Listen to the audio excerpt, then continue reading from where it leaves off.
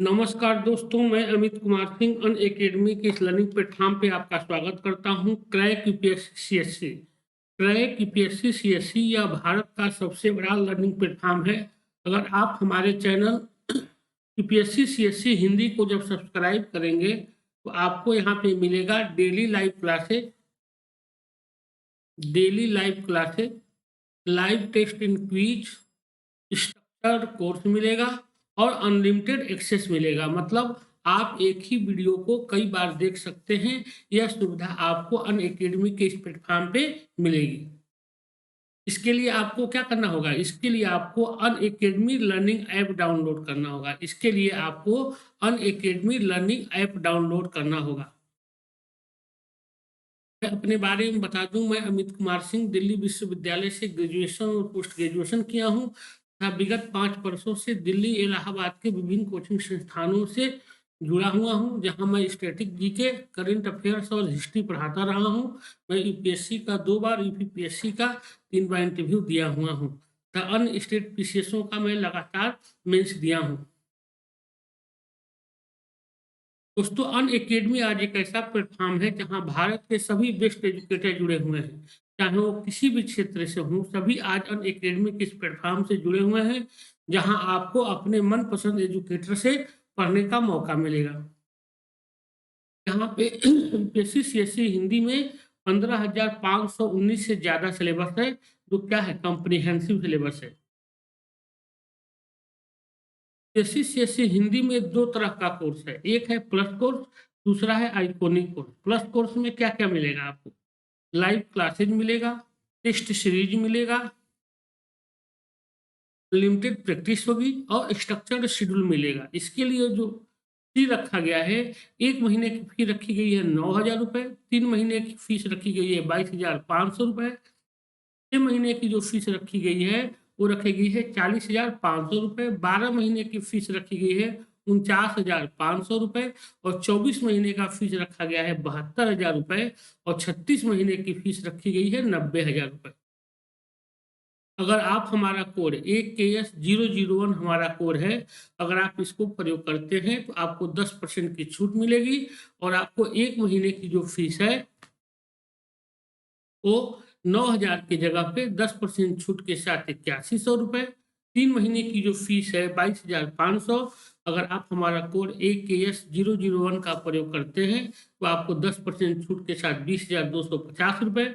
उसी तरह 6 महीने की जो फीस है वो भी 40,500 की जगह पे 10% छूट के साथ 36,450 रुपये। 12 महीने की जो फीस है 10% छूट के साथ 44,550 रुपये और 24 महीने का जो फीस है, अगर आप हमारा कोड AKS001 का प्रयोग करते हैं तो आपको 10% की छूट मिलेगी और आपको 64,800 रुपये इसके लिए पेड करना होगा। इसी तरह 36 महीने का जो फीस है 10% छूट के साथ 81,000 रुपये आपको इसके लिए पेड करना होगा। इसके लिए आपको क्या करना होगा? इसके लिए आपको AKS001 जो हमारा कोड है उसको प्रयोग करना होगा। दोस्तों, इस कोरोना काल ने जिस तरह सरकारी नौकरियों का क्रेज बढ़ा दिया है, उसको देखते हुए हम कह सकते हैं कि यह बहुत ही नॉमिनल फीस है, क्योंकि इससे कम फीस पे कोई भी संस्थान इससे बेहतर सेवा आपको नहीं दे सकती है। इसलिए दोस्त, आप लोग हमारा कोड AKS001 का प्रयोग कीजिए और आप लोग जरूर एडमिशन लीजिए, यही हमारी आपसे गुजारिश है। दूसरा कोर्स है आइकॉनिक। इसमें आपको क्या मिलेगा? आइकॉनिक में आपको क्या क्या मिलेगा, देखिए। आइकॉनिक में आपको मिलेगा live classes, test series, unlimited practice, structure schedule, personal coach, daily mains QA practice, study planner, personalise feedback. आपको इतनी सारी सुविधाएं मिलेंगी और इसके लिए जो सब्सक्रिप्शन रखा गया है, 12 महीने का सब्सक्रिप्शन रखा गया 69,500 रुपये, 24 महीने का सब्सक्रिप्शन रखा गया है 1,07,000 रुपये और 36 महीने का सब्सक्रिप्शन रखा गया है 1,41,000 रुपये। अगर आप हमारा कोड AKS001 जो हमारा कोड है, अगर आप इसको प्रयोग करते हैं तो आपको 10% की छूट मिलेगी और आपको 12 महीने का जो सब्सक्रिप्शन है वो 62,550 रुपए देना होगा। और 24 महीने का जो सब्सक्रिप्शन 1,07,000 है, अगर मेरा कोड AKS001 का प्रयोग करते हैं तो आपको इसके लिए 96,300 रुपए पेड करना होगा। इसी तरह 36 महीने का जो सब्सक्रिप्शन है वो है 1,41,000। अगर आप हमारा कोड AKS001 का प्रयोग करते हैं तो आपको इसके लिए 1,26,900 रुपए पेड करना होगा। दोस्तों, इस कोरोना काल में जिस तरह हम देख रहे हैं कि सरकारी नौकरियों का क्रेज बढ़ाया है, उसको देखते हुए हम कह सकते हैं कि यह बहुत ही नॉमिनल फीस है, क्योंकि इससे कम फीस पे भारत का कोई भी संस्थान इससे बेहतर और इतनी सारी सुविधाएं नहीं दे सकता है। देखिए, बेसिकली आइकॉनिक कोर्स किसके लिए है? आइकॉनिक कोर्स उन लोगों के लिए है जो अभी-अभी तैयारी शुरू किए हैं और या तो तैयारी करने के बारे में सोच रहे हैं, जैसे ग्रेजुएशन पास किए हों, उनके लिए बहुत ही बेहतर कोर्स है, क्योंकि इससे कम फीस पे उनको इतनी सारी सुविधाएँ कोई भी एकेडमी नहीं दे सकती है। अब सोचिए कि मात्र 1,26,900 रुपए में आपको 36 महीने मतलब 3 साल तक अनअकैडमी के प्लेटफ़ॉर्म से जुड़ा रहने का मौका मिलेगा। और भी इतनी सारी सुविधाओं के साथ मिलेगा। दूसरी चीज़, यूपीएससी, सीएससी की कोई जो तैयारी होती है, कोई 1-2 दिन में तो होती नहीं है। इसके लिए कम से कम 3 से 4 साल का वक़्त चाहिए और उनके लिए यह बहुत ही बेहतर प्लेटफ़ॉर्म है। उनका प्रीलिम्स का, मेंस का, इंटरव्यू का सभी तरह का तैयारी हो जाएगा। मतलब आंसर राइटिंग से लेके और प्रीलिम्स तक में कहीं कोई दिक्कत नहीं आएगी, अगर सही तरीके से प्लेटफ़ॉर्म से जुड़े रहेंगे तो। उनके लिए बहुत ही बेहतर कोर्स है। इसलिए दोस्त, आप लोग अनअकैडमी के इस प्लेटफ़ॉर्म से जुड़िए और आप लोग इसका फ़ायदा उठाइए तथा आप हमारा कोड AKS001 का प्रयोग करते हुए आप लोग ज़रूर एडमिशन लीजिए। एससी, सीएससी ऑप्शनल सब्सक्रिप्शन में 1 महीने की फ़ीस है 5,000 रुपए।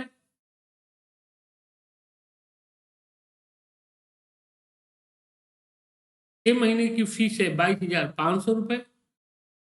12 महीने की जो फ़ीस रखी गई है वो रखा गया है 27,500। 24 महीने का सब्सक्रिप्शन रखा गया है 40,000 रुपए और 36 महीने का सब्सक्रिप्शन है 50,000 रुपए। अगर आप हमारा कोड AKS001 का प्रयोग करते हैं तो आपको 10% की छूट मिलेगी और आपको 1 महीने की जो फ़ीस है वो 5,000 की जगह पे 4,500 रुपए,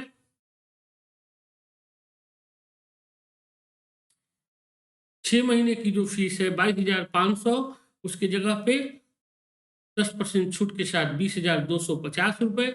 12 महीने की फ़ीस जो 27,500 रुपए है, अगर आप हमारा कोड AKS001 का प्रयोग करते हैं तो आपको 10% छूट के साथ 24,750 रुपए। उसी तरह 24 महीने का जो सब्सक्रिप्शन 40,000 रुपए है, अगर आप हमारा कोड AKS001 का प्रयोग करते हैं तो आपको 36,000 रुपए और 36 महीने की जो फ़ीस है, अगर आप हमारा कोड का प्रयोग करते हैं तो आपको 45,000 रुपए इसके लिए पेड करना होगा। दोस्तों, यह बहुत ही नॉमिनल फ़ीस है। सोचिए कि मात्र 1,250 रुपए पर मंथ के हिसाब से आपको अनअकैडमी के इस प्लेटफ़ॉर्म पे इतनी सारी सुविधाओं के साथ पढ़ने का मौका मिलेगा। इसलिए दोस्त, आप लोग मत चूकिए और आप लोग हमारा कोड AKS001 का प्रयोग करते हुए आप लोग ज़रूर इसका फ़ायदा उठाइए। अनअकैडमी कम्बैट में इंडिया लार्जेस्ट फर्टिलिटी कॉन्टेस्ट अफार यूपीएससी के लिए best question by best academy educator के द्वारा शुरू किया गया है। 17 जनवरी को है। मतलब क्या, 2021 के लिए टाइम रखा गया है 11 बजे। आप लोग ज़रूर इसमें भाग लीजिए। इसके लिए जो क्वेश्चन रखा गया है, 45 मिनट में आपको 7 क्वेश्चन किया कर देना होगा। 45 मिनट में 7 क्वेश्चन मिलेगा। इसमें 13 कम्बैट होगा, 6 सेक्शन होगा, रिलेटिव स्कोरिंग होगा और फर्टिलिटी कॉन्टेक्ट होगा अल्टरनेटिव संडे को। मतलब एक संडे छोड़कर दूसरे संडे को होगा यह टेस्ट। इसके लिए क्या रखा गया है, 1 से 3 रैंक तक जो भी आएगा, 1 to 3rd रैंक तक जो भी आएगा, उसको 3 महीने का यूपीएससी, सीएससी, जीएस प्लस का सब्सक्रिप्शन मिलेगा और 4 रैंक से लेकर 150 रैंक तक जो भी आएगा, उसको 1,000 रुपए का अमेज़न वाउचर गिफ्ट के रूप में रखा गया है। न्यू बैच शुरू हो रहा है यूपीएससी, सीएससी 21, 22, 23 के लिए शुरू हुआ है। न्यू बैचेज क्या की घोषणा हुई है अनअकैडमी द्वारा यूपीएससी, सीएससी 21, 22 और 23 के लिए 11 जनवरी से अभी बहुत देर नहीं हुआ है दोस्त, आप लोग जरूर इसमें एडमिशन लीजिए। इसके लिए 6 महीने का बैच कोर्स शुरू किया गया है प्रीलिम्स 2021 के लिए। 6 महीने का बैच कोर्स शुरू किया गया है 11 जनवरी से यूपीएससी सीएससी 2021 के लिए। उसमें बाइलिंगुअल इंग्लिश मीडियम और हिंदी मीडियम तीनों में इसकी पढ़ाई हो रही है और अलग अलग भारत के बेस्ट एजुकेटरों के द्वारा यह पढ़ाया जा रहा है। 1 ईयर बैच कोर्स शुरू किया गया है यूपीएससी सीएससी 2022 के लिए। यह भी 11 जनवरी से शुरू हुआ है, इसमें भी तीनों रखा गया है। इसी तरह कंप्लीट कोर्स रखा गया है 2 ईयर्स के लिए 2023 यूपीएससी सीएससी को ध्यान में रखते हुए, वो भी 11 जनवरी से शुरू हुआ है। इसमें भी यूपीएससी सीएससी 2023 के 2 ईयर बैच कोर्स शुरू किया गया है, हिंदी मीडियम में भी, इंग्लिश मीडियम में भी और बाइलिंगुअल भी। इसी तरह एनसीईआरटी का बैच कोर्सेज शुरू किया गया है यूपीएससी सीएससी प्रीलिम्स के लिए। स्टार्ट 11 जनवरी से शुरू हुआ है, इसमें भी भारत के बेस्ट एजुकेटर जुड़े हुए हैं। इसलिए दोस्त आप लोग मेरे कोड AKS001 का प्रयोग करते हुए आप लोग जरूर एडमिशन लीजिए और इससे आप लोग लाभान्वित होइए। यूपीएससी सीएससी ऑप्शनल और यूपीएससी सीएससी जीएस के लिए जो कम्बो फीस रखा गया है, 12 महीने की फीस रखी गई है 88,705 रुपए। 24 महीने का जो फीस रखा गया है 1,31,510 रुपए। 36 महीने का जो फीस रखा गया है वो रखा गया है 1,67,220 रुपए। इसी तरह UPSC CSC GS plus UPSC CSC optional का जो गया है फी वो रखा गया है प्लस कोर्स में, वो था आइकोनिक में, यह था प्लस में है। उसमें 12 महीने की जो फीस रखी गई है वो रखी गई है 70,103 रुपए। 24 महीने का जो सब्सक्रिप्शन रखा गया है वो रखा गया है 99,680 रुपए और 36 महीने का जो सब्सक्रिप्शन रखा गया है 1,21,200 रुपए।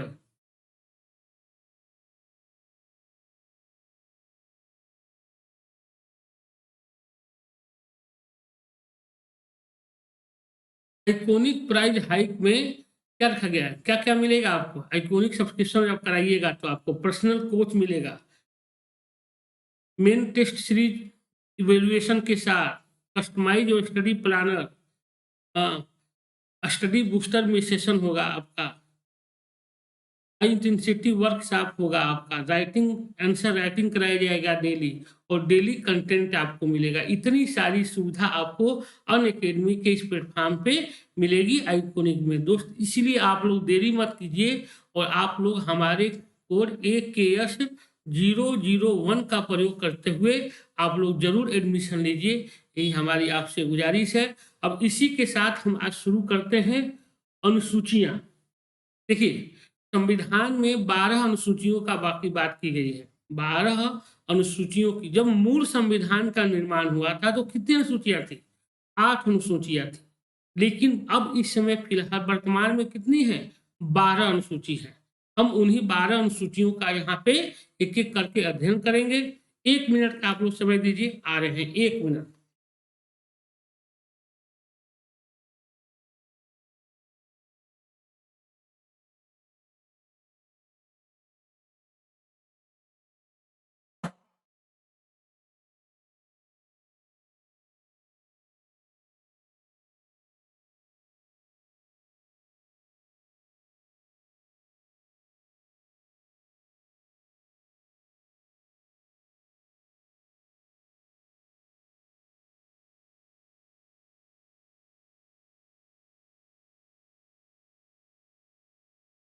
अब यहाँ हम आज क्या करेंगे, एक एक अनुसूचियों के बारे में अध्ययन करेंगे। देखिए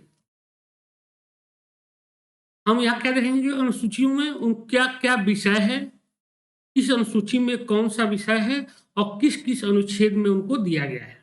तो प्रथम अनुसूची है, प्रथम अनुसूची पहला है संविधान की अनुसूची में। नमस्कार, मैं अमित कुमार सिंह एक बार फिर आप लोगों का स्वागत करता हूं।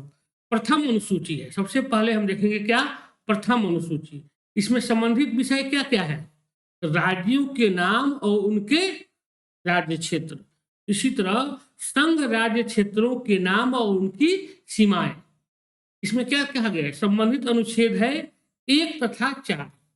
1 तथा 4 मतलब 1 और 4। अनुच्छेद 1 और अनुच्छेद 4 में कोई भी अगर प्रथम अनुसूची में कोई भी परिवर्तन करना होगा तो किसमें संशोधन करना पड़ेगा? किसमें संशोधन करना होगा? अनुच्छेद 1 और अनुच्छेद 4 में। अनुच्छेद 1 क्या है?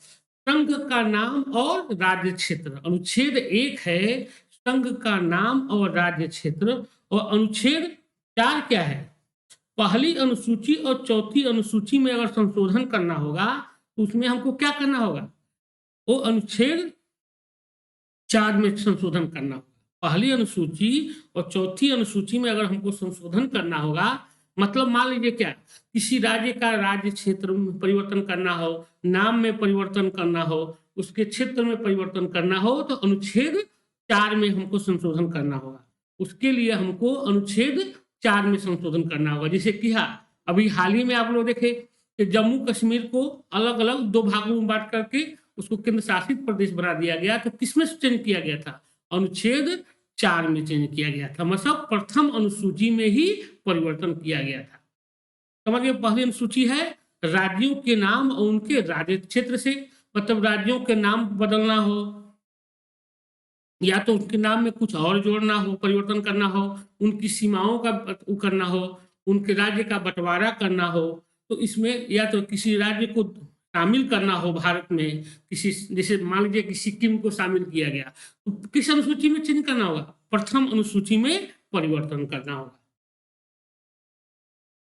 दूसरी अनुसूची, दूसरी अनुसूची में क्या है? दूसरी अनुसूची जो कहता है वो है वेतन भत्ते। वेतन भत्ते निम्नलिखित पदाधिकारियों के, किसको किसके? भारत के राष्ट्रपति।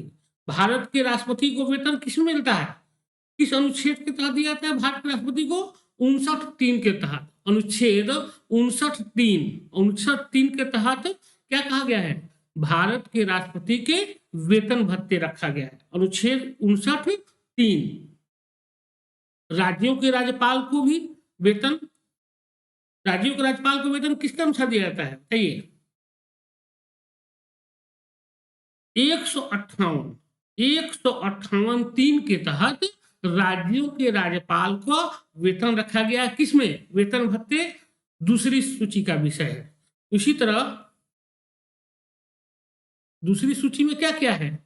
वेतन भत्ते, याद रखिएगा, वेतन भत्ते और पेंशन से संबंधित जो भी विषय हैं वो किससे हैं? दूसरी अनुसूची से जुड़े हैं।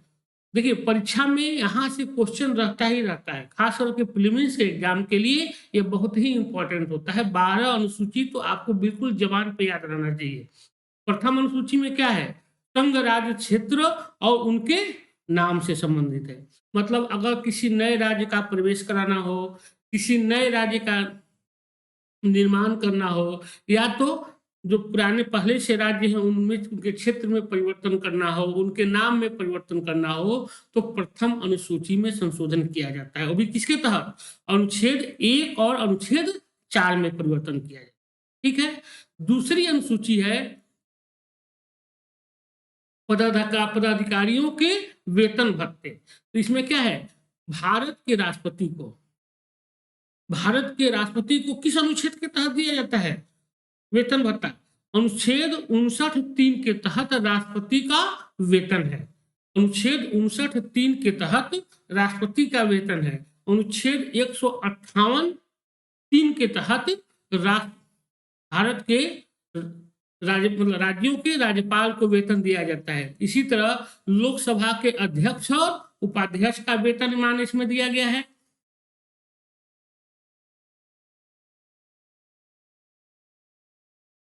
राज्यसभा के सभापति और उपसभापति का,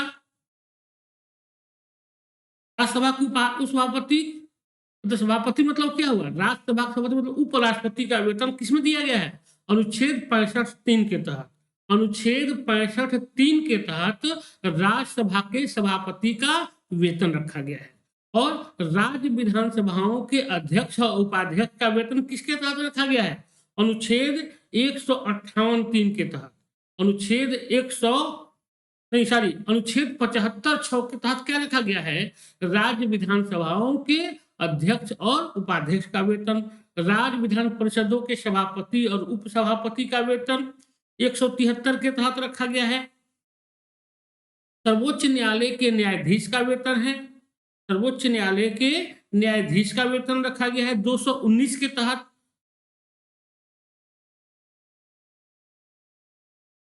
सॉरी, सर्वोच्च न्यायालय के न्यायाधीश का वेतन किसके तहत? देखिए 124 में क्या है? सर्वोच्च न्यायालय है, 124 में सर्वोच्च न्यायालय है और 124 अनुच्छेद 124(6) के तहत सर्वोच्च न्यायालय के न्यायाधीश का वेतनमान है। और उच्च न्यायालय के न्यायाधीश का वेतनमान किसके तहत रखा गया है? अनुच्छेद 219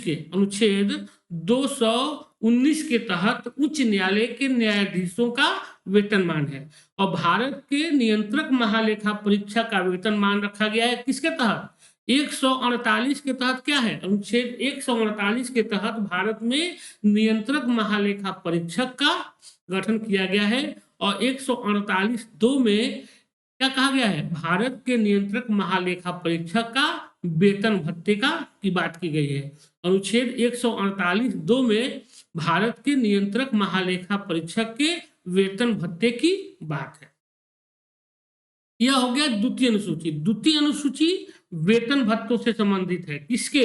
राष्ट्रपति के, लोकसभा के अध्यक्ष, राज्यपाल के, राष्ट्रपति, राज्यपाल, लोकसभा के अध्यक्ष उपाध्यक्ष, राज्यसभा के सभापति उपसभापति, राज्य विधानसभाओं के अध्यक्ष और उपाध्यक्ष, राज्य विधान परिषदों के सभापति और उपसभापति, सर्वोच्च न्यायालय का न्यायाधीश, उच्च न्यायालय का न्यायाधीश और CAG कैग।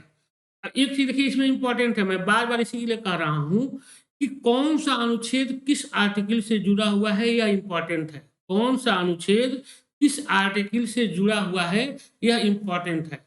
मतलब मान लीजिए कि अगर वेतन भत्तों में परिवर्तन करना, अनुच्छेद, अगर दूसरी अनुसूची के वेतन भत्तों में परिवर्तन करना हो तो किस अनुसूची में संशोधन करना होगा? तो द्वितीय अनुसूची में करना होगा। द्वितीय अनुसूची में हमको क्या करना होगा? परिवर्तन करना होगा। तो प्रथम अनुसूची में अगर किसी राज्य क्षेत्र को शामिल करना है, किसी राज्य क्षेत्र को अलग करना है, किसी राज्य का नए राज्य का निर्माण करना है, तो प्रथम अनुसूची में हमको परिवर्तन करना होगा। द्वितीय अनुसूची से कौन कौन अनुच्छेद है? 59(3) राष्ट्रपति का वेतन भत्ता, 65(3) क्या है? उपराष्ट्रपति का वेतन भत्ता, 75(6) किसका हो गया? मंत्रिपरिषद का, 97, 125, 148(3) CAG का वेतन भत्ता है, 158(3) राज्यपाल का वेतन भत्ता है, 164 किसका हो गया बताइए? 164 हो गया आपको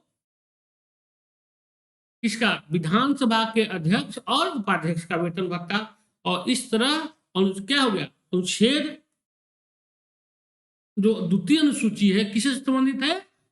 पदाधिकारियों के वेतन भत्ते से, जिसमें राष्ट्रपति, उपराष्ट्रपति, राज्यपाल, लोकसभा का अध्यक्ष, उपाध्यक्ष, विधानसभा का अध्यक्ष, विधान परिषद का अध्यक्ष, इन लोगों का वेतनमान है।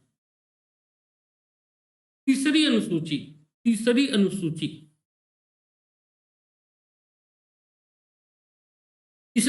से संबंधित विषय क्या है? इसमें निम्नलिखित पदाधिकारियों एवं प्रत्याशियों द्वारा ली जाने वाली शपथ। तो तीसरा किससे संबंधित है? तीसरा है शपथ से। मतलब कौन सा अधिकारी कौन सा शपथ लेगा, कौन सा अधिकारी पदाधिकारी जो है कौन सा शपथ लेगा, इसका वर्णन किसमें है? तीसरी अनुसूची में है। इसमें कौन कौन है? संघ के मंत्री जो शपथ ग्रहण लेते हैं वो किसमें अनुसूची में है? तीसरी अनुसूची में। संसद के चुनाव के प्रत्याशी, मतलब सांसद जो शपथ लेते हैं, संसद के सदस्य, सर्वोच्च न्यायालय के न्यायाधीश, भारत के नियंत्रक महालेखा परीक्षक, राज्यों के मंत्री, राज्य विधानमंडलों के चुनाव के प्रत्याशी और राज्य विधानमंडल के सदस्य। ये किसमें लेंगे शपथ ग्रहण? यह लेते हैं, इनका वर्णन किया गया है अनुसूची 3 में। अगर इनके शपथ ग्रहण में कोई भी परिवर्तन करना होगा तो संविधान का संशोधन किया जाएगा, किसमें? अनुसूची 3 में। इनसे संबंधित कौन कौन से अनुच्छेद है? देखिए, अनुच्छेद 75(4) मंत्रिपरिषद जो है शपथ ग्रहण जो लेगी अनुच्छेद 75(4) के तहत लेगा। अनुच्छेद 84 के अंदर कौन लेगा? सांसद लोग लेंगे। अनुच्छेद 124 में 6 में किसका है? उच्चतम न्यायालय के न्यायाधीश का शपथ ग्रहण है। अनुच्छेद 124(6) में उच्चतम न्यायालय के न्यायाधीश का शपथ ग्रहण है। 148(2) में है सीएजी का शपथ ग्रहण। कैग का शपथ ग्रहण है 148 में। 148 में है कैग का शपथ ग्रहण। उसी तरह 164, 3, 173, 188 और 219। 219 में किसका हो गया? उच्च न्यायालय का। 219 में उच्च न्यायालय के न्यायाधीश का शपथ ग्रहण है। 100 और 164 में किसका है शपथ? 164 में कौन सा शपथ लेगा? 164 में लेगा राज्य विधानमंडल के सदस्य शपथ ग्रहण करते हैं। राज्य विधानमंडल के सदस्य 164(3) में शपथ ग्रहण करते हैं। चौथी अनुसूची, इससे कौन कौन से विषय हैं? राज्य और संघ राज्य क्षेत्रों के लिए राज्यसभा के आवंटन। क्या कह रहा है कि चौथी अनुसूची में किसका वर्णन किया गया है कि संघ और राज्य क्षेत्र हैं, संघ और राज्य क्षेत्र जो हैं उनमें राज्यसभा के स्थानों का जो आवंटन किया गया है। जिसे क्या किया गया है? केंद्र शासित प्रदेश हुए चाहे अन्य जो प्रदेश हैं, संघ क्षेत्र हैं, उनमें उनके लिए जो राज्यसभा के सीटों का आवंटन किया गया है वो किया गया किसे? चौथी अनुसूची के तहत। चौथी अनुसूची के तहत। तो अनुच्छेद 4(1) क्या हो गया? संघ राज्य क्षेत्र हो गया। अनुच्छेद 4(1) क्या है? संघ राज्य क्षेत्र है। और अनुच्छेद 82 क्या है? राज्यसभा में सीटों का आवंटन है। 82 क्या है? अनुच्छेद 80 क्या है? राज्यसभा। और अनुच्छेद 82 क्या है कि राज्यसभा में जो संघ राज्य क्षेत्रों के सीटों का आवंटन किया गया है उसका वर्णन है। 82 में 82 राज्यसभा में सीटों का आवंटन। 82 चौथी अनुसूची में क्या विषय है? याद रखिएगा, आप लोग परीक्षा में पूछता है। संघ राज्य क्षेत्र में राज्यसभा के सीटों के स्थानों का आवंटन। राज्य और संघ राज्य क्षेत्रों के लिए राज्यसभा में सीटों स्थानों का आवंटन है चौथी अनुसूची में। इससे संबंधित अनुच्छेद कौन कौन है? अनुच्छेद 4(1), अनुच्छेद 4(1) जो है, और अनुच्छेद 82। अनुच्छेद 82 क्या है? राज्यसभा में सीटों का आवंटन। पांचवी अनुसूची संबंधित विषय क्या है? अनुसूचित क्षेत्रों और अनुसूचित जनजातियों के प्रशासन एवं नियंत्रण से जुड़े प्रावधान है। इसके तहत क्या किया गया है? पांचवी अनुसूची में, पांचवी अनुसूची जो है उसमें क्या कहा गया है कि अनुसूचित जाति मतलब खास करके किसको? देखिए, चौथी और पांचवी और छठवीं में क्या अंतर है? पांचवी अनुसूची में रखा गया है भारत के लगभग सभी प्रदेशों के अनुसूचित जनजातियों को रखा गया है। किसके अंदर? पांचवी अनुसूची में रखा गया है। पांचवी किसको छोड़कर? मेघालय, असम, त्रिपुरा, मिजोरम की जनजातियों को छोड़कर बाकी भारत के जितने जनजाति हैं सबको रखा गया है किसके तहत? पांचवी अनुसूची में। और इसके तहत क्या रखा गया है कि अनुसूचित क्षेत्र और अनुसूचित जनजातियों के प्रशासन, उनके नियंत्रण से जुड़े हुए जो भी प्रावधान होंगे उसमें जो भी परिवर्तन किया जाएगा उसमें किसमें किया जाएगा? पांचवी अनुसूची में किया जाएगा। जैसे मान लीजिए SC/ST आयोग का गठन किया गया, पांचवी अनुसूची में परिवर्तन किया गया। मतलब इनसे जुड़े जैसे वन क्षेत्रों पे इनको अधिकार मिलेगा, उसके लिए क्या किया जाएगा? 5वीं अनुसूची में परिवर्तन किया जाएगा। मतलब क्या है कि इनके संबंधित एससी एसटी से जुड़े हुए जो भी मामले होंगे, एसटी से खासकर, उसमें सभी मामले 5वीं अनुसूची के तहत दिए जाएंगे। इससे संबंधित अनुच्छेद क्या है? अनुच्छेद 244(1).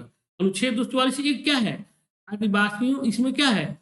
अनुसूचित जनजातियों के प्रशासन से संबंधित है। अनुच्छेद 244(1) जो है वो क्या है? अनुसूचित जनजातियों से संबंधित प्रशासन से संबंधित अनुच्छेद है। छठी अनुसूची, छठी अनुसूची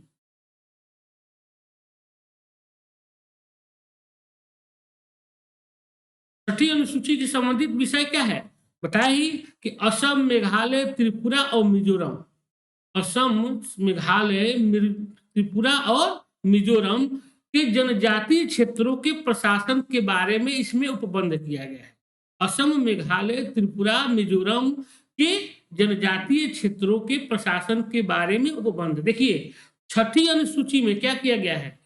4 स्टेटों को रखा गया है जनजातियों के बारे में। असम, मेघालय, त्रिपुरा और मिजोरम, इन 4 क्षेत्रों के, 4 प्रदेशों के जनजातियों के प्रशासन से संबंधित जो भी विषय हैं वो छठी अनुसूची में है। और बाकी देश के जितने प्रदेश हैं जहां पे जनजातियों का प्रशासन से संबंधित जो भी विषय होगा वो सब 5वीं अनुसूची के तहत। छठी अनुसूची में विशेष दिया गया है किसको? असम को, मेघालय और त्रिपुरा और मिजोरम के जनजातीय क्षेत्रों के प्रशासन से संबंधित जो भी उपबंध किया जाएगा वो किसमें है? उसके लिए छठी अनुसूची में परिवर्तन करना होगा। इसके तहत क्या है? अनुच्छेद 244(2), अनुच्छेद 244(2) और 275(1), ये क्या है? जनजातीय क्षेत्रों में प्रशासन से संबंधित है। इसके लिए असम, मेघालय, त्रिपुरा और मिजोरम के लिए इससे संबंधित अनुच्छेद है अनुच्छेद 244(2) और अनुच्छेद 275। 7वीं अनुसूची, 7वीं अनुसूची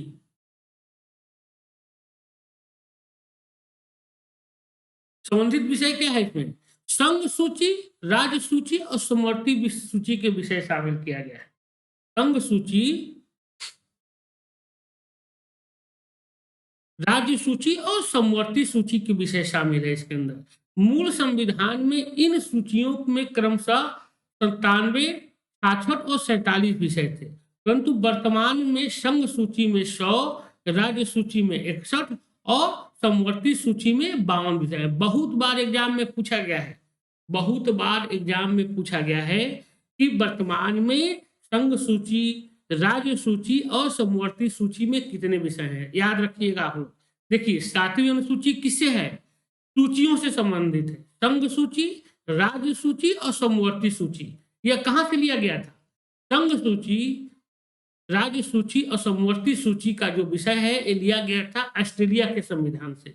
यह लिया गया था ऑस्ट्रेलिया। देखिए, परीक्षा में यह भी पूछता है कि यह जो विषय है कहां के संविधान से लिया गया था, तो यह लिया गया था ऑस्ट्रेलिया के संविधान से। ठीक है, लेकिन जब मूल संविधान का निर्माण किया गया था उस समय क्या था? उस समय 97 क्या था? संघ सूची में के विषय थे और 66 थे राज्य सूची के विषय और 47 थे समवर्ती सूची के विषय। संघ सूची का मतलब क्या हुआ? जिसपे केवल संघ कानून बना सकता है, जिसमें केवल केंद्र कानून बना सकता है। और राज्य सूची के बारे में आप लोग जानते ही हैं कि राज्य सूची के विषय पर राज्य कानून बनाता है। लेकिन अगर विशेष परिस्थिति है, जिसे मान लीजिए कि राज्य में कोई भी शासन व्यवस्था नहीं है, उस परिस्थिति में राज्यसभा इस पे कानून बनाती है, राज्यसभा इस पे कानून बनाती है। और तीसरा है आपको समवर्ती सूची। समवर्ती सूची के विषय पर केंद्र और राज्य दोनों मिलकर कानून बनाते हैं। समवर्ती सूची के विषय पर केंद्र, राज्य दोनों मिलकर कानून बनाते हैं। लेकिन हम इधर देख रहे हैं कि धीरे धीरे अब क्या हो रहा है कि समवर्ती सूची के विषयों की संख्या धीरे धीरे बढ़ रही है और वर्तमान में संघ सूची के विषय में 100 विषय हैं, राज्य सूची के विषय में 61 विषय हैं और समवर्ती सूची के विषय सूची में 52 विषय हैं। संघ सूची में 100 विषय, कई बार एग्जाम में पूछा गया है, इसलिए इंपॉर्टेंट है। तो 7वीं अनुसूची किससे हो गया? संघ सूची, राज्य सूची और समवर्ती सूची से संबंधित है। इससे जुड़े हुए अनुच्छेद क्या है?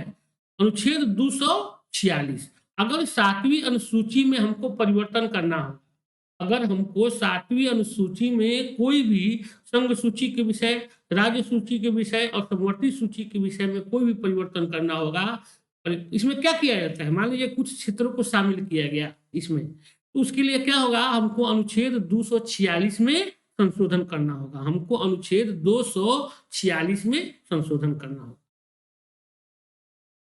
8वीं अनुसूची, 8वीं अनुसूची, 8वीं अनुसूची किससे संबंधित है? भाषा से। 8वीं अनुसूची जो है वह है भाषा से संबंधित विषय। संविधान के द्वारा मान्यता प्राप्त भाषाओं की इसमें सूची दी गई है। कितनी भाषाएं हैं? 22 भाषाएं हैं वर्तमान में। वर्तमान में इस सूची में 22 भाषाएं शामिल है। कितनी? 22 भाषाएं शामिल है। जबकि मूल संविधान में कितनी भाषाएं थी? 24 भाषाएं। जब मूल संविधान का निर्माण हुआ तो इसमें 14 भाषाएं थी और वर्तमान में बढ़कर इसमें 22 भाषाएं हो गई हैं। कई बार एग्जाम में यह पूछा गया है। और मणिकांत, वर्तमान में कितना भाषाएं हैं? इसमें 22 भाषाएं हो गई हैं। और कई बार यह एग्जाम में पूछा गया है कि वर्तमान में 8वीं अनुसूची में कितनी भाषाएं हैं? तो हैं 22 भाषाएं। मूल संविधान में कितनी भाषाएं थी? 14 भाषाएं। यह भी परीक्षा में पूछा जा सकता है। खास करके देखिए यूपीएससी सीएससी 2021 के लिए इंपॉर्टेंट है जो मैं आज बता रहा हूँ। यूपीएससी सीएससी 2021, 22, 23 जो भी आप देंगे उसके लिए इंपॉर्टेंट है। किसके लिए? पीटी के एग्जाम के लिए। कौन कौन सी भाषाएं हैं? देखिए 22 भाषाओं में है असमिया, बांग्ला, बोडो, डोगरी, गुजराती, हिंदी, कन्नड़, कश्मीरी, कोकड़ी, मैथिली, मलयालम, मणिपुरी, मराठी, नेपाली, उड़िया, पंजाबी, संस्कृत, संथाली, तमिल, तेलुगु और उर्दू। इतनी सारी भाषाएं हैं इसमें। हिंदी भाषा 1967 के 21वें संविधान संशोधन द्वारा जोड़ी गई थी। ये भी कई बार एग्जाम में आया हुआ है क्वेश्चन। यह भी क्वेश्चन कई बार एग्जाम में पूछा गया है कि 21वें संविधान संशोधन 1967 के द्वारा कौन सी भाषा जोड़ी गई थी? तो वो थी सिंधी। और कोकड़ी, मणिपुरी और नेपाली 71वें संविधान संशोधन 1992 के द्वारा जोड़ा गया था। कोकड़ी, मणिपुरी और नेपाली कब जोड़ा गया था? 71वां संविधान संशोधन 1992 के द्वारा। और 2003 में जो 92वां संविधान संशोधन हुआ था अटल बिहारी वाजपेयी के सामने की शासनकाल में, उसमें बोडो, डोगरी, मैथिली और संथाली को जोड़ा गया था। बोडो को, डोगरी को, मैथिली को और संथाली को जोड़ा गया था। इसमें किसमें? 52वां संविधान संशोधन 2003 में अटल बिहारी वाजपेयी के शासनकाल में हुआ। और देखिए अनुच्छेद 344(1) इसमें क्या होगा? अगर भाषा से संबंधित है। अनुच्छेद 344 क्या है? भाषा। अनुच्छेद 344(1) है क्या? भाषा। अगर संविधान के 8वीं अनुसूची में भाषा से संबंधित है तो कोई भी परिवर्तन करना होगा तो किसमें परिवर्तन करना होगा? अनुच्छेद 344 में। और अनुच्छेद 351 क्या है? हिंदी भाषा के विकास, हिंदी भाषा के विकास से संबंधित है। अनुच्छेद 351 क्या है? हिंदी भाषा के विकास से संबंधित है। अनुच्छेद 351 में क्या कहा गया है कि हिंदी भाषा का विकास किया जाए।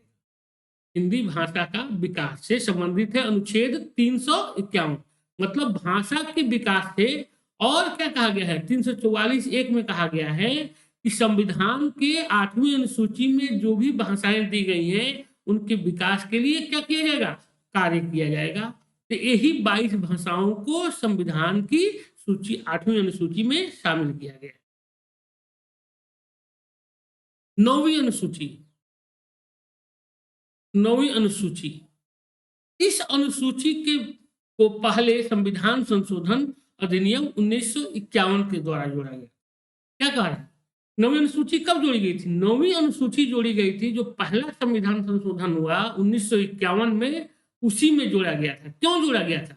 इसमें हुआ ये क्या था, इसको जोड़ने का मुख्य विषय यह था कि जमींदारी उन्मूलन हुआ था और भूमि से संबंधित जो भी विवाद थे उसको सुलझाने के लिए नवीं अनुसूची जोड़ा गया। और इसमें क्या जोड़ा गया? भूमि सुधार से संबंधित विषय जोड़े गए। इस अनुसूची में, नवीं अनुसूची में भूमि सुधार से संबंधित विषय जोड़े गए और इसको क्या किया गया? इसको न्यायिक पुनर्विलोकन से बाहर रखा गया। मतलब क्या हुआ कि भूमि सुधार जो भी हो रहा है जमींदारी उन्मूलन के बाद, उसको लेकर न्यायालय में चुनौती नहीं दी जा सकती है। याद रखिएगा आप लोग कि नवीं अनुसूची में जो भी विषय डाले जाते हैं, अब तो वर्तमान में क्या हो गया है, याद आपको होगा कि तमिलनाडु में जो 69% आरक्षण की व्यवस्था की गई है, उसमें क्या क्या किया गया? उसने 69% पिछड़े वर्ग को आरक्षण देकर नवीं अनुसूची में डाल दिया।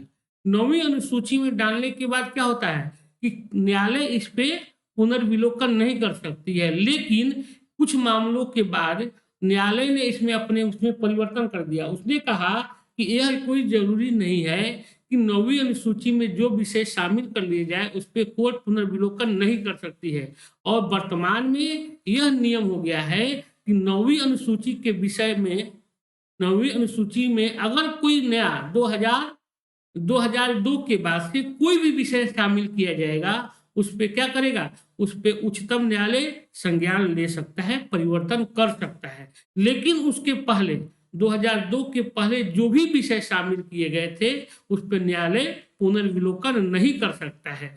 इसीलिए संविधान के, भाई आरक्षण क्या है, कोर्ट का एक गाइडलाइन है कि 50% से ज्यादा आरक्षण नहीं हो सकता है, 50% से ज्यादा आरक्षण नहीं हो सकता है। लेकिन यह तमिलनाडु के मामले में अपवाद हो जाता है, लेकिन तमिलनाडु ने क्या किया था कि नवीं अनुसूची में उसको शामिल कर दिया गया था। इसीलिए कोर्ट ने उस पर पुनर्विलोकन उसका नहीं किया। इसी को देखते हुए बाद में कोर्ट ने क्या किया, अपने निर्णय में यह बदलाव करते हुए यह फैसला दिया कि नवीं अनुसूची के विषय पर भी अब अगर 2002 के बाद नवीं अनुसूची में कोई ऐसे विषय आते हैं जो संविधान की मूल भावना को प्रभावित कर देते हैं, तो उस पे क्या करता है, न्यायालय उस पे संज्ञान ले सकता है। तो नौवीं विषय में क्या रखा गया है? भूमि सुधार। बहुत बार एग्जाम में पूछा गया कि भूमि सुधार किस अनुसूची के तहत रखा गया है, तो वह रखा गया है नौवीं अनुसूची में।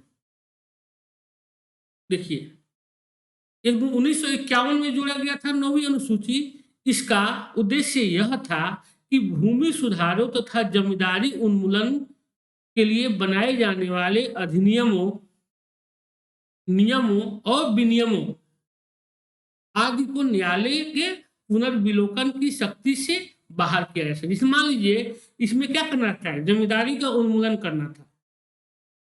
अगर मामला इसको नवीं अनुसूची में नहीं डालता तो क्या करते कि भूमि विवाद से संबंधित इतने मामले कोर्ट के अंदर चले जाते कि इससे क्या हो सकता था कि जो एक व्यवस्था कायम करनी थी, जमीन पे सबके अधिकार को जो दिलाना था, जमींदारी का उन्मूलन करना था, वह हो नहीं पाता।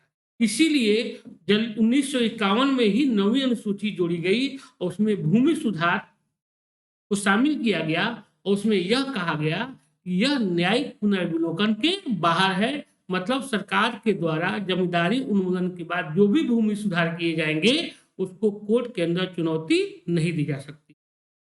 वर्तमान में इसमें 282 प्रविष्टियां हैं जो कई संविधान संशोधनों द्वारा शामिल की गई है। सर्वोच्च न्यायालय ने बामन राव के मामले 1981 में स्पष्ट कर दिया है कि 4 अप्रैल 1973 के बाद नवीं अनुसूची में शामिल किए जाने वाले अधिनियमों की न्यायिक समीक्षा की जाती है। सॉरी 2002 नहीं, हम गलत बोल गए थे, सॉरी 1973 केशवानंद भारती बाद के निर्णय की तिथि 1973 के बाद जो भी मामले नवीं अनुसूची में शामिल किए जाएंगे उसकी न्यायिक समीक्षा कोर्ट कर सकती है। इसीलिए हम देखते हैं कि 1971 में तमिलनाडु ने क्या किया था, 1971 में ही तमिलनाडु ने 69% आरक्षण की व्यवस्था कर दी थी। 1973 के बाद केशवानंद भारती वाद के बाद कोर्ट का यह फैसला है कि 9वीं अनुसूची में जो भी विषय शामिल किए जाएंगे उसमें न्यायालय क्या कर सकती है, समीक्षा उसकी कर सकती है। इसके लिए संबंधित अनुच्छेद क्या है, 31 ख। इससे संबंधित जो अनुच्छेद है वो है 31 ख। याद रखिएगा, भूमि सुधार बहुत बार एग्जाम में पूछा गया है। अनुच्छेद अनुसूची कौन, 9वीं अनुसूची भूमि सुधार से संबंधित है। 10वीं अनुसूची बहुत इंपॉर्टेंट है, कब जोड़ा गया 10वीं अनुसूची को, 1985 में 10वीं अनुसूची जोड़ा गया 1985 में। ये किसके आधार पे है, दल बदल के आधार, दल बदल के आधार पर संसद और विधानसभा के सदस्यों की निरर्हता से संबंधित उपबंध दिया गया है। किसमें, 10वीं अनुसूची में। इसमें क्या किया गया है, 10वीं अनुसूची जो है वो दल बदल से संबंधित है। 1952वां संविधान संशोधन 1985 में इसको जोड़ा गया। 52वां संविधान संशोधन जो हुआ था 1985 में, इसके द्वारा इसको जोड़ा गया था। कौन, 10वीं अनुसूची को। 10वीं अनुसूची जोड़ा गया था श्रीमती इंदिरा गांधी के समय में 52वें संविधान संशोधन के द्वारा जोड़ा गया था। इसमें क्या किया गया था, दल बदल को हतोत्साहित करने के लिए 10वीं अनुसूची को जोड़ा गया था। 91वें संविधान संशोधन 2003 द्वारा इसमें संशोधन भी किया गया है। अब इसे दल बदल विरोधी कानून भी कहा जाता है। क्या हुआ है, 91वां संविधान संशोधन क्या है, 91वें संविधान संशोधन 2003 के द्वारा क्या किया गया कि दल बदल कानून को और कड़ा कर दिया गया। 91वें संविधान संशोधन 2003 के तहत क्या किया गया कि पूरे दल बदल कानून को और कड़ा कर दिया गया। यह हुआ कि जब अब पूरे दल को जब तक विलय नहीं होगा, अगर कोई दल है, पार्टी है, अगर दूसरी पार्टी में अपने आप को पूर्ण रूप से विलय नहीं करती है तो उसकी मान्यता रद्द कर दी जा सकती है, उसकी सदस्यता को समाप्त किया जा सकता है। इसीलिए अब पूरे दल को के विलय को मान्यता मिलेगा। पूरा दल अगर विलय करता है तभी उसको मान्यता दी जा सकती है। मतलब 91वां संविधान संशोधन दल बदल विरोधी कानून को और कड़ा कर दिया गया और पूरे दल के विलय को मान्यता दी गई। इससे संबंधित अनुच्छेद क्या है, अनुच्छेद 102 और अनुच्छेद 191। इसके तहत अगर दल बदल संबंधित जो भी कानून बनाए जाएंगे उसमें किसमें परिवर्तन करना होगा, अनुच्छेद 102 और अनुच्छेद 191 में। 11वीं अनुसूची पंचायत से संबंधित है। पंचायत से संबंधित गांधी के विचारधाराओं को स्थापित करने के लिए क्या किया गया था, 11वीं अनुसूची के विषय। भाई गांधी जी का क्या था, गांधी जी का कहना था कि लोकतंत्र जो है कहाँ होना चाहिए, ग्रास रूट पे भी होना चाहिए। लोकतंत्र का दिखना चाहिए ग्रास रूट पे। उन्हीं की भावनाओं को ध्यान में रखते हुए हम देखते हैं पंडित जवाहरलाल नेहरू ने 1959 में क्या किया था, ग्राम पंचायत का गठन किया गया था। कहां से, नागौर से। पहली बार पंचायतों का गठन मतलब लोकतंत्र को निचले पौधान तक स्थापित करना था। इससे संबंधित विषय क्या है 11वीं अनुसूची से, इसमें पंचायतों की शक्तियां और उत्तरदायित्व निर्धारित किए गए हैं। इसमें 29 विषय दिए गए हैं। इस अनुसूची को 73वें संविधान संशोधन 1992 के द्वारा जोड़ा गया। मतलब 11वीं अनुसूची को कब जोड़ा गया है, 11वीं अनुसूची जोड़ा गया है 73वां संविधान संशोधन 1992। मतलब पीवी नरसिम्हा राव प्रधानमंत्री कार्यकाल में 11वीं अनुसूची को जोड़ा गया और इसमें क्या दिया गया कि ग्राम पंचायतों की शक्तियां का निर्धारण किया गया है। ग्राम पंचायतों की शक्तियां, उनका उत्तरदायी क्या है और उनके लिए आवंटित विषय कितना है, 29 विषय। बहुत बार एग्जाम में पूछा गया, देखिए बहुत इंपॉर्टेंट है। ये पूछता है कि पंचायतों से संबंधित कितने विषयों का आवंटन किया गया है। 9वीं 11वीं अनुसूची में पंचायतों से संबंधित कितने विषयों का आवंटन किया गया है? बहुत बार एग्जाम में आया हुआ है, तो 29 विषय है, 29 विषय। और किस संविधान संशोधन जोड़ा गया था 11वीं अनुसूची को? तो 73वें संविधान संशोधन 1992 के द्वारा 11वीं अनुसूची को जोड़ा गया था। कौन प्रधानमंत्री थे? पीवी नरसिम्हा राव। इसके संबंधित कौन कौन विषय है? 243(6) और 8 या आर्टिकल 243(g) एक ही है दोनों। तो 248(6) क्या है? ग्राम पंचायतों के गठन से है, ग्राम पंचायतों के गठन से संबंधित है अनुच्छेद 243(6). इसमें क्या किया गया है कि ग्राम पंचायतों की शक्तियां और उनके उत्तरदायित्व का निरूपण किया गया है, और इनके लिए कितने विषय आवंटित किए गए हैं? 29 विषय आवंटित किए गए हैं। और अंतिम अनुसूची है 12वीं अनुसूची। अंतिम अनुसूची है 12वीं अनुसूची। इससे संबंधित क्या क्या विषय है? इसमें नगर पालिकाओं की शक्तियों का उत्तरदायित्व बताई गई है। इस अनुसूची में 18 विषय हैं। इन अनुसूची को 74वें संविधान संशोधन 1992 में जोड़ा गया था। क्या कह रहा है? यह कह रहा है कि 12वीं अनुसूची को भी कब जोड़ा गया था? जब 11वीं अनुसूची को जोड़ा गया 1992 में 74वें संविधान संशोधन द्वारा, उसी के तहत नगर पालिकाओं की शक्तियों और उनके उत्तरदायित्व के लिए 18 विषय निर्धारित किया गया, और इसको भी 74वें संविधान संशोधन अधिनियम 1992 के द्वारा संविधान में जोड़ा गया।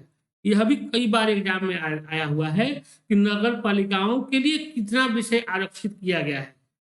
12वीं अनुसूची में नगर पालिकाओं के लिए कितना विषय आरक्षित किया गया है? तो 18 विषय।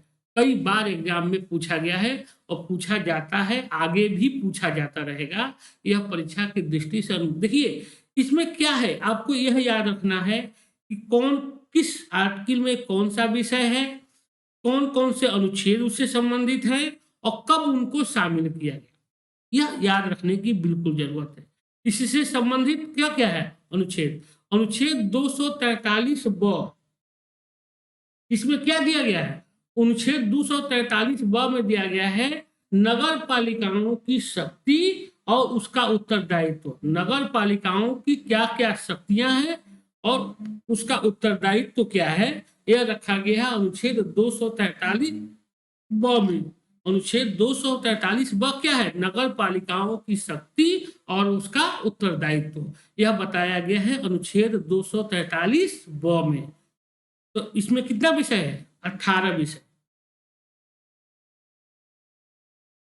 इस तरह हम लोग आज क्या पढ़ लिए? 12 अनुसूची पढ़ लिए। यह पीटी की दृष्टि से मैं कह रहा हूं बार बार, ये पीटी की दृष्टि से इंपॉर्टेंट है।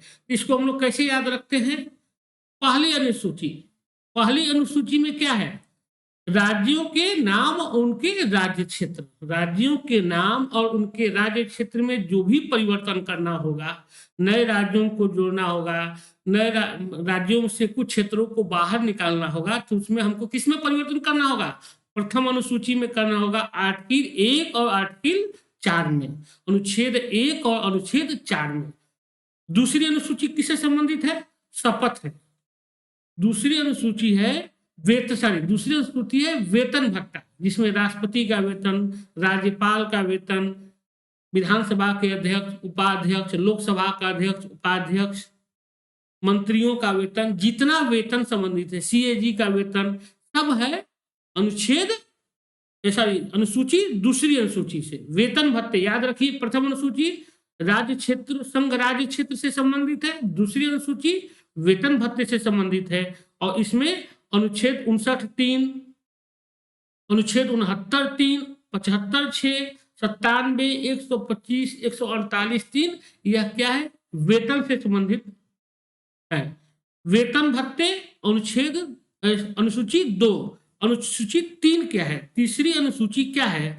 तीसरी अनुसूची है शपथ। तीसरी अनुसूची क्या है? शपथ है। मतलब कौन सा पदाधिकारी कौन सा शपथ लेगा, इसका वर्णन किया गया है तीसरी अनुसूची में। ठीक है। और चौथी अनुसूची क्या है? चौथी अनुसूची है आपको राज्यसभा में सीटों का आवंटन। राज्यसभा, संघ और राज्य क्षेत्रों के कुल राज्यसभा में सीटों का आवंटन किया गया है, वह है चौथी अनुसूची में। प्रथम में क्या है? संघ राज्य क्षेत्र का निर्माण। दूसरा में क्या है? दूसरा में क्या है बताइए? दूसरा में है वेतन भत्ता। तीसरा में है शपथ। चौथे में क्या है? चौथे में क्या है बताइए? चौथे में क्या है? राज्यसभा के सीटों का आवंटन। पांचवें में क्या है? जनजातीय क्षेत्रों का उत्तरदायित्व। जनजातीय क्षेत्रों के प्रशासन का उत्तरदायित्व पांचवी में है। छठवीं में क्या है? छठवीं अनुसूची है कि असम, मेघालय, त्रिपुरा और मिजोरम के जनजातीय क्षेत्रों की प्रशासन और उनका उत्तरदायित्व ये अलग से रखा गया है उनको। छठी अनुसूची क्या है? यही हो गया जनजातीय क्षेत्र से। पांचवी और छठवीं जनजातीय क्षेत्रों से है। सातवीं अनुसूची क्या है? संघ सूची, राज्य सूची या समवर्ती सूची के विषय। संघ सूची, राज्य सूची और समवर्ती सूची के विषय शामिल किया गया है। आठवीं अनुसूची क्या है? भाषा है। नौवीं अनुसूची क्या है? नौवीं अनुसूची है भूमि सुधार। नौवीं अनुसूची है भूमि सुधार, जो क्या है? इसको न्यायिक पुनर्विलोकन से बाहर रखा गया है। और दसवीं अनुसूची है, दसवीं अनुसूची क्या बताइए? दल बदल। दसवीं अनुसूची दल बदल से संबंधित है। 11वीं अनुसूची ग्राम पंचायत से है और 12वीं अनुसूची नगर पालिका से है। नगर पालिका पंचायत। तो यह इस याद रखने की, इसे याद रखते हैं इसको। इतना याद रहेगा तो जो भी परीक्षा में क्वेश्चन आएगा आप इसको लगा देंगे। इस तरह हम आज का क्लास यहीं तक समाप्त करते हैं। आज हम केवल क्या पढ़े? 12 अनुसूचियां पढ़े हैं। कौन कौन से विषय इसमें शामिल हैं और कौन कौन से अनुच्छेद इसमें शामिल है। इसी के साथ मैं अमित कुमार सिंह आप लोगों से विदा लेता हूं। आप लोग हमारे वीडियो को जरूर लाइक कीजिए और चैनल को सब्सक्राइब कीजिए। कल हम नए विषय के साथ मिलेंगे। कल से हम लोग पढ़ेंगे ज्योग्राफी, जिसमें हम लोग पढ़ेंगे एग्रीकल्चर। आप लोगों का स्वागत है। इसी के साथ आज का क्लास हम समाप्त करते हैं। नमस्कार, धन्यवाद।